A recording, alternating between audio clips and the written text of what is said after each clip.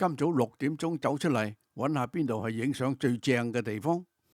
照道理船頭就睇得最清楚，我同啲搭客去到船嘅中間係去唔到嘅，於是問人走過第二條路。呢個牌寫入口都唔知帶到你去邊。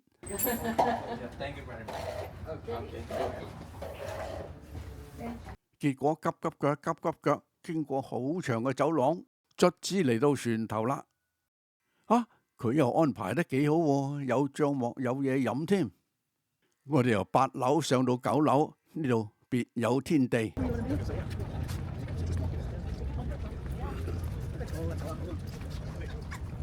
未過運河前嗰一日呢，我喺露台預先安咗個相機，佢每1秒鐘自動影2張相。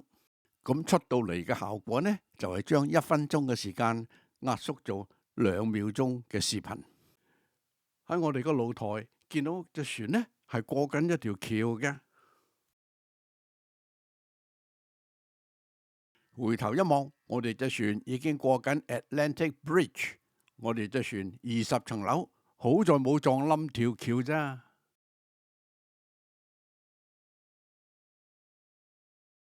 呢條橋喺2019年通車，由中國設計，由法國公司做嘅。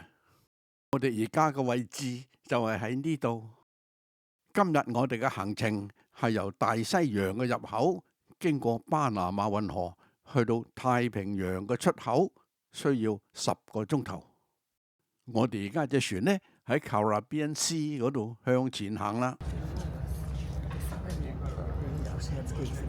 喺左邊呢個水閘呢，叫做 Aqua Clara Locks， 係2016年新起嘅。右手邊個水閘 Gatun Locks 係1914年，即是111年前起噶啦。我哋隻船1100尺，舊水閘唔夠長唔夠闊，所以我哋一定要行新嘅水閘。我哋而家就係走入去左手邊新嘅水閘啦。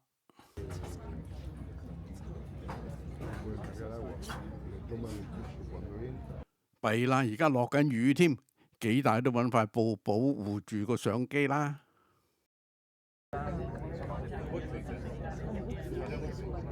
而家有隻貨船喺我哋前面升高緊噃。其實呢個水閘呢，有3個水閘嘅，1、2、3。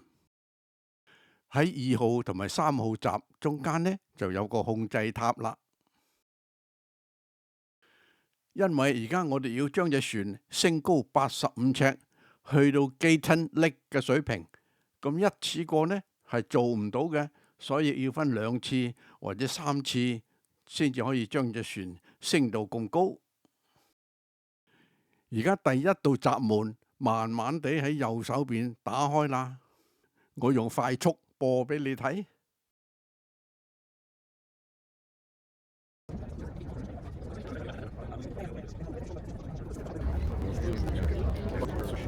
呢度有3個閘，過1個閘呢，我哋要5至8分鐘。你睇我哋開始入閘嘅情況。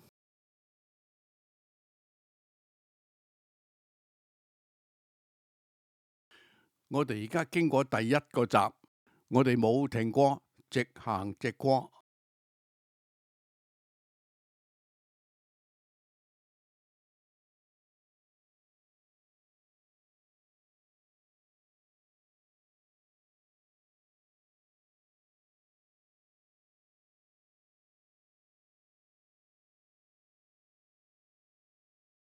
我哋而家入緊去2號閘啦。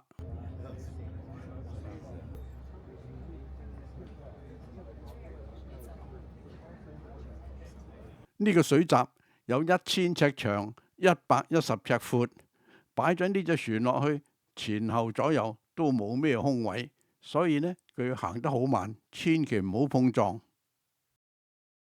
我哋喺控制塔嘅隔離呢，就係 Lock 2啦。呢個控制塔寫住 Aqua Clara 2016年起㗎。我發覺低角度影呢個水閘呢唔清楚，於是冚冚聲收檔，走上去15樓啦。呢度最大嘅缺點就係塊玻璃有反光，但係高角度影落去呢，肯定係好過低角度。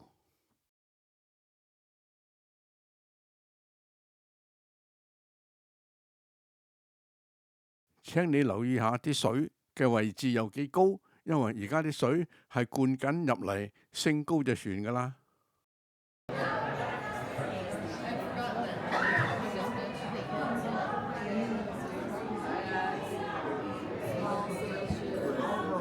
呢個水閘未灌水之前呢，個水位係低嘅，灌咗水之後呢，嗰個水位呢就升高咗，將隻船都升高咗啦。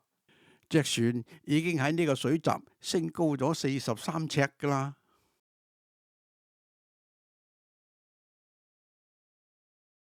你睇呢個水閘嘅厚度有18尺闊噶。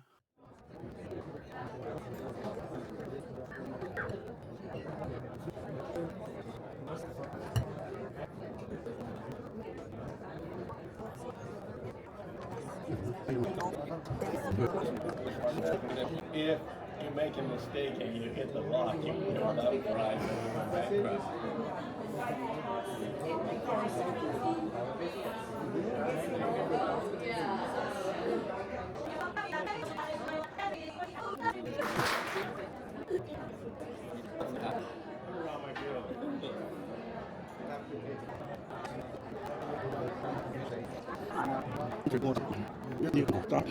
而家我哋隻船慢慢駛入去3號閘，準備入水啦。呢度啲淡水就係喺個湖嗰度攞嚟泵高隻船噶啦。灌水入閘，將隻船升高43尺呢，大約要5至8分鐘。而家啲淡水係陸續入緊嚟，隻船慢慢升高噶啦。而家隻船嘅水位同個湖一樣咁高啦。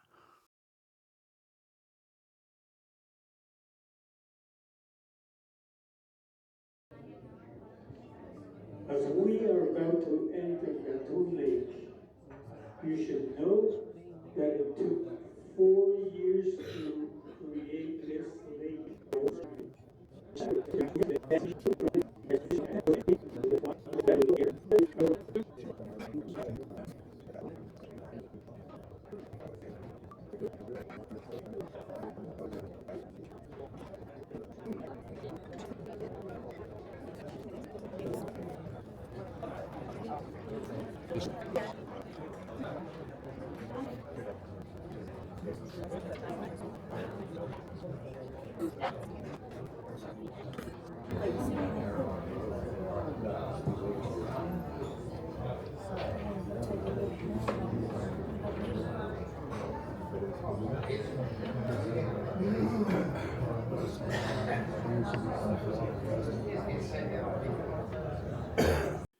而家我哋隻船入咗去巴拿馬個淡水湖啦。而家我哋隻船已經升高咗85尺噶啦。隻船會喺個湖嗰度行40里，8個鐘頭。今晚傍晚呢就會經過個水閘，垂落去太平洋啦。咁而家呢，我哋去食早餐先。Good morning. Good morning. Order some coffee here. You're good. Danish coffee. Why don't you get a cup? Drink a cup of coffee just to wake you up.